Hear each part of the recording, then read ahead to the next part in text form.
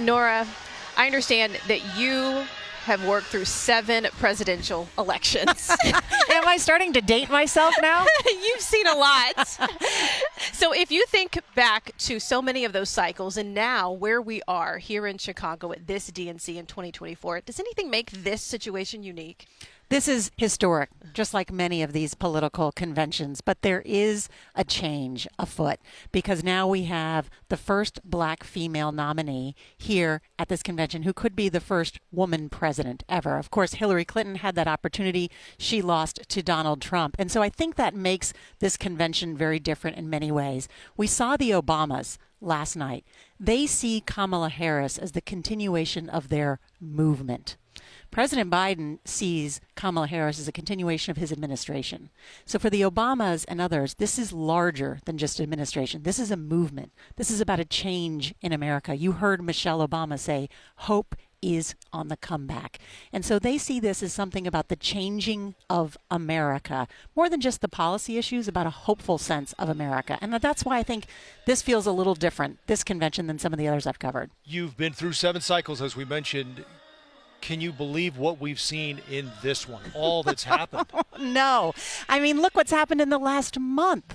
Who would have thought, one, that a former president and nominee was almost assassinated and killed, Donald Trump, and then was able a week later to go to his own convention, then to have Joe Biden, the oldest president in history, then step down, even though he is beloved by his own party, and then replaced so quickly by his vice president and have this unifying convention.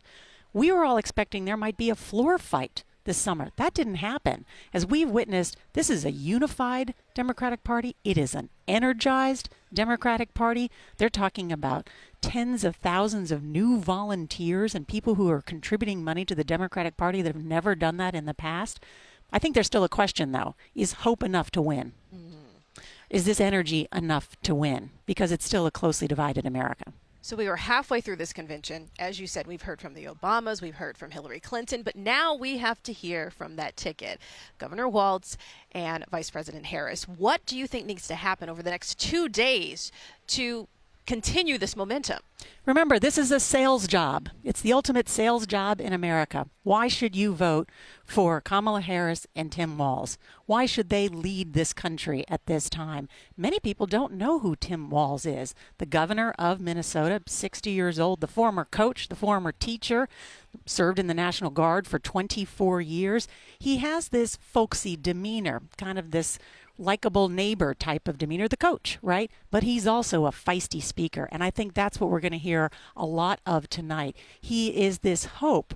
And but at the same time, is this hopeful demeanor. But at the same time, he has a pretty sharp scalpel when it comes, I think, to laying out the differences with their opponents. Well, we'll hear that tonight. Where do you think this lands now, Norah, with what's changed with Kamala Harris now inserted into this ticket?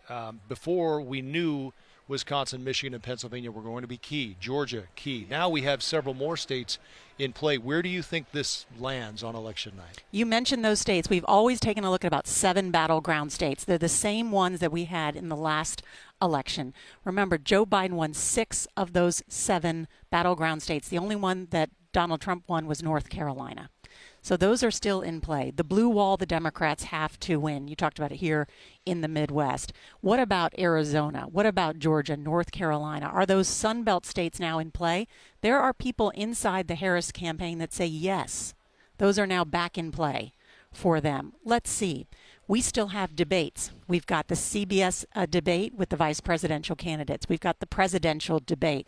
You know, Kamala Harris is out there filling arenas. She's giving about 20, 25-minute speeches. She's not held a press conference. She's not done a major interview with someone like myself or other big anchors, you know, who ask tough questions about what they will do as president of the United States, as commander-in-chief, as leader of the free world. And so there's still many tests ahead. And look, I don't have to tell you, look what we saw in 1 month happen to this presidential race. There's still 75 days at the end of this convention. A lot can still change. We are hometown. This is, for us, a huge stage for Chicago. And it's been something that's been in the media, be it when Trump was in office. Now his vice presidential running mate, Vance, has been talking about it too. Specifically, he made some comments about it being a combat zone, a war zone, and how Governor Tim Walz, this will be his first time going to a combat zone. To see the city where the DNC become part of the story, what are your thoughts on that? Well, first of all, thank you for welcoming us here to Chicago. We were reminded today what an absolutely beautiful city. I went for a walk down by the water both days. It's great weather here. It's been very peaceful. I think for the most part, you know what I mean, in terms of the law enforcement and Secret Service have done an incredible job with the protesters. It's natural to have protesters at a convention. There's a lot going on in the world. That's the whole point of a democracy, is to be able to protest and raise your voice, hopefully peacefully, right? That's what we have here in America that many other countries that I've visited as an anchor and as a correspondent don't have those rights.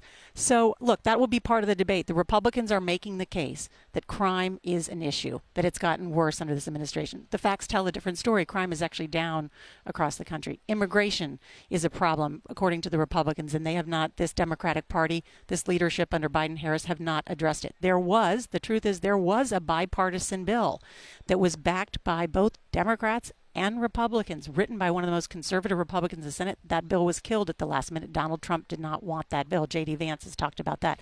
So I, as a reporter, I think debating these issues, informing the electorate about them are really, really important, because most people that I know want our legislators to tackle these tough issues and actually get something done.